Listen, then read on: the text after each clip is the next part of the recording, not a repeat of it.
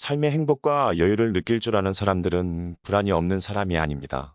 불안을 인정하고 더 나아가서 이것을 현명하게 사용할 줄 아는 사람입니다. 화를 자주 내시나요? 타인에 대한 험담과 비난을 즐기고 계신가요? 끊어야 한다는 걸 알면서도 계속 유지하는 관계가 있으신가요? 주변의 시선에 신경을 많이 쓰시나요? 이런 경험을 자주 하신다면 우리는 불안이라는 감정에 알게 모르게 잠식되어 있을 수 있습니다. 불안은 강렬한 감정입니다. 불안을 자주 경험하는 사람은 타인과의 원활한 의사소통이 어려워 사소한 일로 갈등을 빚기도 합니다. 또한 자신이 하고 있는 일에 대해서도 쉽게 조바심을 느끼며 타인의 시선에 신경을 많이 쓰기 때문에 자신답게 사는 것이 어렵습니다. 우리는 불안을 슬기롭게 해결해 나가는 지혜가 필요합니다. 오늘은 불안이라는 감정을 슬기롭게 다루는 방법에 대해 책이나 삶에서 배운 지혜를 공유해보는 시간을 가져보겠습니다. 첫 번째, 불안이라는 감정을 알아차린다. 지난번 화라는 감정을 다스리는데 자기 객관화의 방법이 중요하다고 말씀드린 것처럼 불안이라는 감정을 다스리는 것 또한 마찬가지입니다. 내가 불안한 감정을 겪고 있음을 알아차리는 것이 가장 중요합니다. 우리는 불안할 때 우리가 불안하다는 감정 자체를 스스로 인식하지 못하는 경우가 많습니다. 우리는 자신도 모르게 불안함이라는 감정에 깊이 빠져들고 혼자만의 깊은 동굴에 갇히기도 합니다. 이유 없이 불쾌하거나 두려운 기분, 근심과 걱정, 초조한 감정이 든다면 내가 불안이라는 감정을 느끼고 있구나를 알아차려야 합니다. 이 첫 번째가 불안을 다스리는 방법 중 가장 중요한 부분입니다. 삼자의 입장에서 떨어져서 내 감정을 바라보는 것, 자기 객관화는 분노, 화, 슬픔, 불안, 질투 등 모든 감정 상태를 즉시 해결하는 만병통치약은 아니지만 부정적 감정을 다스리는데 가장 우선순위에 두어야 할 중요한 과정입니다. 먼저 내 감정을 알아차리고 명명하는 것. 이것이 갖는 힘을 꼭 기억하시고 불안한 감정을 느낄 때 가장 먼저 실천해 보시기 바랍니다. 두 번째, 불안을 받아들였다면 감정의 원인을 생각해 본다. 불안을 알아차렸다면 다음으로 어떤 원인에 의해 비롯된 불안인지를 정확하게 아는 것이 중요합니다. 저의 지인은 본인이 왠지 모르게 생각이 많아지거나 불쾌한 기분을 느낄 때 이것을 불안함이라 알아차리고 머릿속에 그림을 그린다고 합니다. 그릇에 넘칠 만큼 수도꼭지에서 물이 많이 쏟아지는구나. 불안이라는 감정의 수도꼭지를 많이 틀어놨나 보다. 라고 생각하고 그 원인을 하나씩 분류한다고 합니다. 1. 불쾌하고 생각이 많아진다. 2. 나는 지금 불안함이라는 감정을 느끼고 있다. 3. 원인은 어디서 오는 걸까?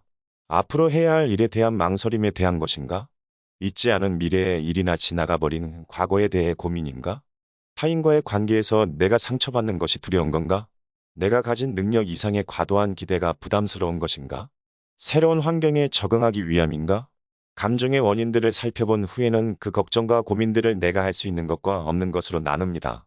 이미 지나가 버렸거나 나의 통제 밖의 일이라면 더 이상 내가 변화시킬 수 없는 것으로 미련을 남기지 말고 불안이라는 감정의 수도꼭지를 잠급니다.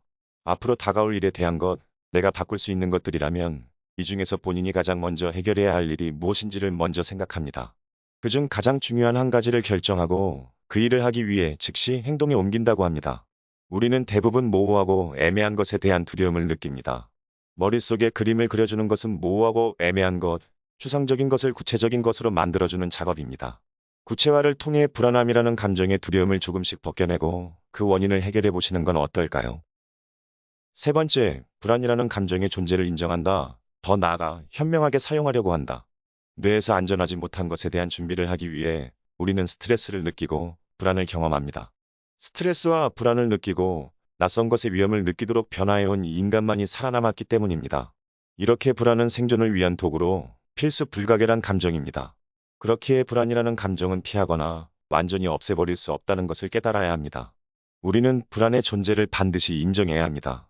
불안의 존재를 인정했다면 더 나아가서 현명하게 불안을 사용할 줄도 알아야 합니다. 한 가지 예를 들어보겠습니다. 다른 사람에게 좋은 일이 생겼을 때 진심으로 축하해주는 것이 불편한 마음이 든 적이 있으신가요? 아마도 그것은 현재의 내 상황과 타인의 상황을 비교하며 본인의 처지에 대한 불안함으로 생겨난 감정일 수 있습니다. 우리는 이것을 자신의 삶을 위한 에너지, 원동력으로 만들 줄 알아야 합니다. 내 처지에서 오는 불안함이라는 감정을 인지하고 그리고 내가 바라는 삶의 목표를 확실하게 설정하고 매일매일을 내가 할 수 있는 작고 구체적인 일들부터 하나씩 하나씩 성취해 나가는 것입니다. 삶에서 성과가 높은 사람들은 주로 불안을 경험하는 빈도가 많다는 것 또한 이 주장을 뒷받침해주는 근거가 됩니다. 삶의 행복과 여유를 느낄 줄 아는 사람들은 불안이 없는 사람이 아닙니다. 불안을 인정하고 더 나아가서 이것을 현명하게 사용할 줄 아는 사람입니다.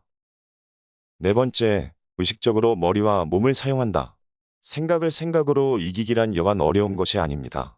적지 않은 분들이 불안한 감정을 생각하며 그것을 눌러보려고 하지만 오히려 감정이 증폭되는 경험을 하기도 합니다.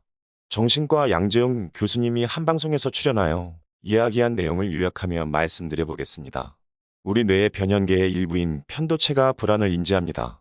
그리고 이것을 우리의 생존에 위험할 수 있는 것으로 간주하고 계속해서 우리 뇌를 자극합니다.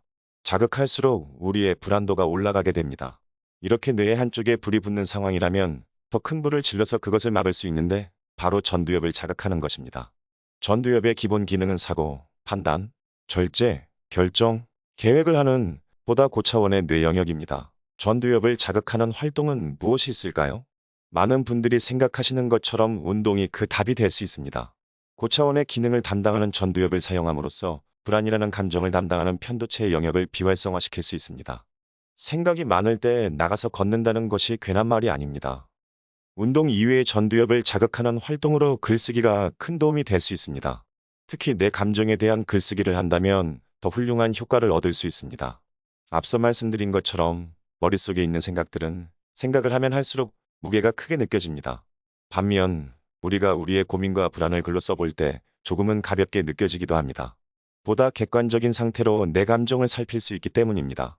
시간이 많아 몸이 늘어진다면 불안을 경험하기 쉽다는 것은 이렇게 과학적으로 증명된 사실입니다. 글을 쓰든 운동을 하든 우리는 부단히 신체를 움직여 의식적으로 전두엽을 활성화시킴으로써 편도체가 만들어내는 불안한 감정을 줄일 수 있습니다. 이상적인 것은 운동, 글쓰기 또는 취미 중에 하나를 규칙적으로 해나가는 것이 큰 도움이 될 것입니다. 오늘은 불안이라는 감정을 지혜롭게 다루는 방법에 대해 이야기해 보았습니다. 짧게 정리해 보겠습니다. 1. 불안이라는 감정을 알아차린다. 2. 불안을 받아들였다면 감정의 원인을 생각해 본다. 3. 불안이라는 감정의 존재를 인정한다. 더 나아가 현명하게 사용하려고 한다. 4. 의식적으로 머리와 몸을 사용한다. 저희 채널의 로고, 행복은 선택이란 말처럼 우리의 삶은 수많은 선택으로 이루어져 있고, 우리가 어떤 선택을 하느냐에 따라 우리는 행복과 불행의 삶을 살 수 있다고 생각합니다. 우리가 불안에 얽매일지 우리의 삶을 선택할지는 우리 스스로가 결정하는 것입니다. 불안이라는 감정을 훌륭하게 이겨내는 본인만의 특별한 방법이 있으시다면 댓글로 같이 공유해 보시는 건 어떨까요? 오늘도 영상을 끝까지 시청해 주셔서 감사합니다. 다음 영상에도 여러분에게 도움이 되는 삶의 지혜에 관한 내용으로 찾아뵙겠습니다. 체험일기였습니다. 구독과 좋아요는 제작에 큰 힘이 됩니다. 감사합니다.